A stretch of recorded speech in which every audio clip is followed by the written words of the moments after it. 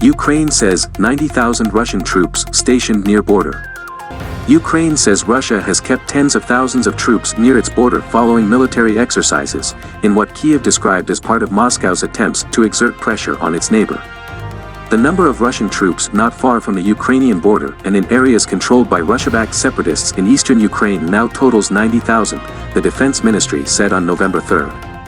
The ministry said specifically that units of the Russian 41st Army remained in the Russian town of Yelnya, about 260 kilometers north of the Ukrainian border, after Russia's armed forces recently held a series of large-scale drills.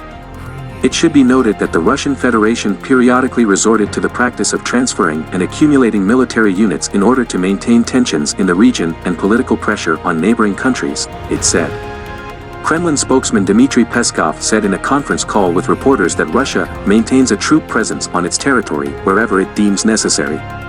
This spring, a massive buildup of Russian troops in the country's west alarmed Kiev and its western backers and fueled fears of an escalation of large-scale hostilities. Moscow later said it ordered the troops back to base. Relations between Kiev and Moscow have plummeted since 2014, when Russia annexed Ukraine's Crimea Peninsula and a war broke out between Ukrainian government forces and Russia-backed separatists in eastern Ukraine.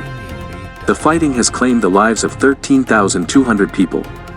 Earlier this week, the U.S. news outlet Politico reported that commercial satellite photos supplied by the U.S. space company Maxar Technologies showed around 1,000 military vehicles near the Russian town of Yelnya. Based on a review of recent satellite images, the equipment, which includes tanks, armored personnel carriers, self-propelled artillery, and associated support equipment, likely began arriving in the area in late September, Maxar said in an emailed comment.